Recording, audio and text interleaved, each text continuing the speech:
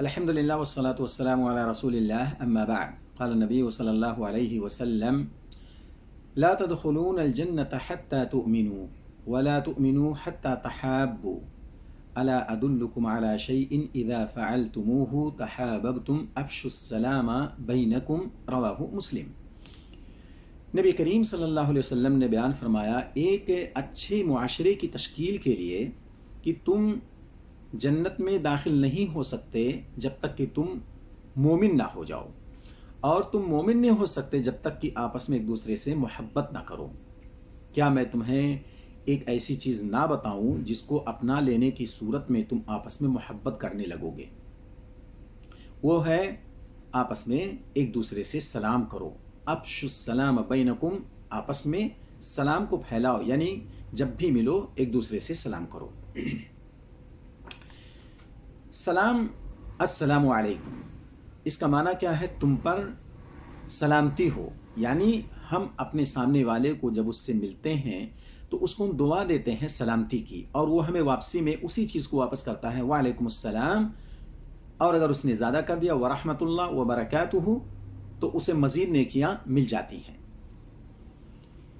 یہ ہے ایک مومن کی شان اور مومنانہ صفت ہے کہ ہمارا معاشرہ کیسا ہو، ہم آپس میں ایک دوسرے کے ساتھ کیسے رہیں، لیکن ذرا سی انبن ہو جانے کی صورت میں ہم سب سے پہلے اس سے سلام کلام ہی بند کرتے ہیں، اس سے منہ پھیر لیتے ہیں، جبکہ یہ سلام ہمیں دروازہ کھولنے کے لیے بہت بہترین آپشن کی صورت میں ہے۔ ہم اس کو اگر اپنائیں گے ایک تو محبت ہوگی، اور ہمارے درمیان جو دوری اور ناچاقی ہے وہ بھی دور ہو جائے گی۔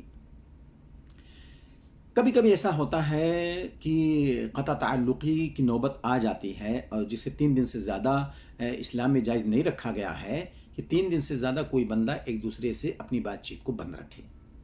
حدیث کے اندر آتا ہے کہ اعمال نامہ باقاعدہ اللہ کے پاس یوم الاثنین کو، یوم الخمیس کو پیش کیا جاتا ہے، اور 2 آدمیوں کے عمل کو روک کر کے رکھا جاتا ہے۔ ایک وہ آدمی جو اللہ کے ساتھ شرک کرتا ہے، اور دوسرا وہ آدمی جو کسی سے سلام کلام کو بند کر کے رکھا ہوا ہے، حتیٰ یصطلحا، یہاں تک کہ وہ آپس میں صلح کر لیں، اس کے بعد ان کے عمل کو اٹھایا جاتا ہے۔ بڑی وعید ہے اس تعلق سے، قطع تعلق کے تعلق سے۔ ہاں، اگر ایسی صورت کوئی بن جاتی ہے کہ اب اس کے ساتھ ہمارا معاملہ نہیں بن سکتا ہے، تو ہم اس آیت کو سامنے رکھ کر کے کہ ہم جب بھی اس سے ملیں ہم سلام کر لیں۔ ٹھیک ہے، بات آگے نہیں بنتی ہے، بات چیت نہیں ہوتی ہے، کچھ معاملات ایسے ہو جاتے ہیں دنیا کے اندر، تو سلام کلام کو ہم نہیں بند کریں، سلام کو خصوصاً نہیں بند کریں۔ السلام علیکم، جب بھی اس سے ملاقات ہو ہم اس کو سلام کر لیں۔